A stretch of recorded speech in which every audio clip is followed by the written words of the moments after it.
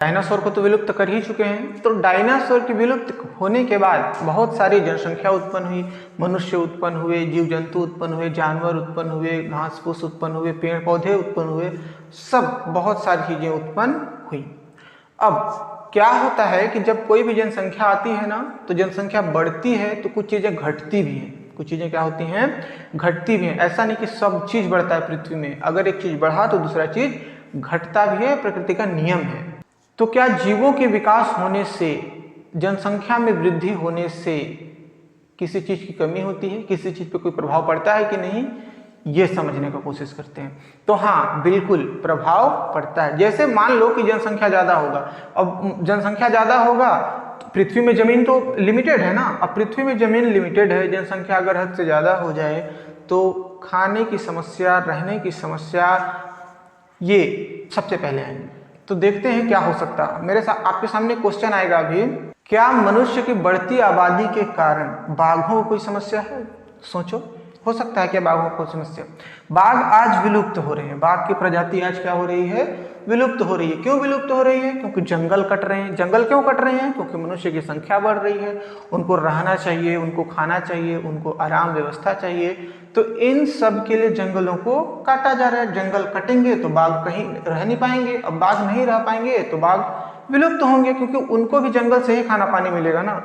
अब जंगल से उनको खाना पानी मिलेगा नहीं तो वो मर जाएंगे, मरेंगे तो उनकी संख्या कम होगी। तो जनसंख्या अगर बढ़ा, मनुष्यों की संख्या अगर बढ़ी तो बाघों की संख्या कम होगी।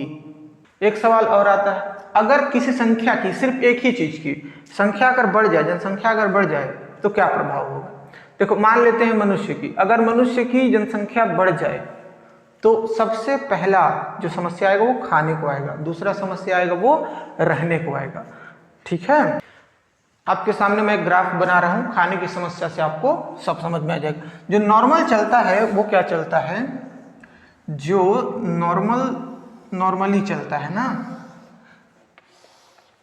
मान लेते हैं यहां पे समय दर्शाया जा रहा है, ये क्या है, समय, और इधर क्या है, खाद्य पदार्थ। ठीक है, खाद्य पदार्थ। तो समय और खाद्य पदार्थ के साथ एक ग्राफ होता है, ऐसा चलता है।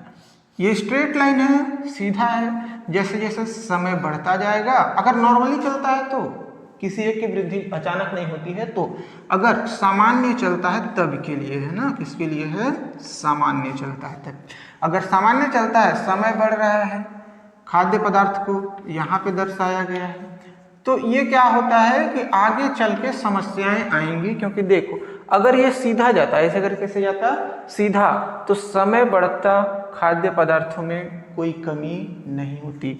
ये कैसा है, ऊपर है। जनसंख्या कैसा है, ऊपर। अगर जनसंख्या बढ़ेगा तो खाद्य पदार्थों में, देखो यहाँ नॉर्मल है, यहाँ अगर इतना ही रहता तो नॉर्मल होता, लेकिन कहाँ हो रहा है, बढ़ रहा है। बढ़ रहा है, इसका मतलब ये होगा कि खाद्य पदार्थ में कमी होगी। जैसे जैसे समय आगे जाते जाएगा वैसे वैसे खाद्य पदार्थ में कमी होती जाएगी। ये सामान्य है, अगर किसी चीज की अचानक से वृद्धि नहीं हुई है तब के लिए। अब देखते हैं कि अचानक से जनसंख्या बढ़ जाए, अचानक से जनसंख्या क्या हो जाए, बढ़ जाए, बूम दने। अब देखना, अचानक से जनसंख्या बढ़ेगा तो क्या होगा, ऐसे होगा। यहाँ पे समय है, समय बढ़ रहा है, यहाँ पे खाद्य पदार्थ है, खाद्य पदार्थ। इन दोनों ग्राफों से क्या पता चल रहा है, यहाँ पे ये ग्राफ स्ट्रेट है, मतलब समय बढ़ते जाएगा, खाद्य पदार्थों में कमी तो आएगी लेकिन धीरे धीरे आएगी। यहाँ पे क्या हो रहा है, समय बढ़ रहा है, खाद्य पदार्थों में कमी अचानक से आ गई। खाद्य पदार्थों में कमी कहाँ आ गई, अचानक से। तो अगर किसी जीव की जनसंख्या अचानक बढ़ जाती है, किसी जीव की जनसंख्या अगर अचानक बढ़ जाती है तो खाद्य पदार्थों में कमी तुरंत आ जाएगी। ठीक है, खाद्य पदार्थों में कमी क्या हो जाएगी, तुरंत आ जाएगी। तो जीवों के विकास में अगर कोई जीव विकास करता है तो उसके दुष्परिणाम भी होते हैं। परिणाम के साथ साथ क्या होते हैं, दुष्परिणाम होते हैं। खाने की समस्या आना, रहने में भी समस्या आएगा। क्योंकि देखो, आज घर है सबके पास, कुछ खाली जमीन है जिसमें खेती वेती भी करते हैं। अगर जनसंख्या बढ़ा तो उन खेतों में घर बनाया जाएगा, उन खाली जगहों पे क्या बनाया जाएगा, रहने के लिए घर। अब जब रहने के लिए घर बनाएंगे तो सब्जी साग कहाँ उगाएंगे, धान चावल कहाँ उगाएंगे, या वो इनके अलावा खाने की चीज़ें कहाँ उगेंगी, कहीं उगेंगी क्या, नहीं उग सकती हैं, नहीं उगेंगी।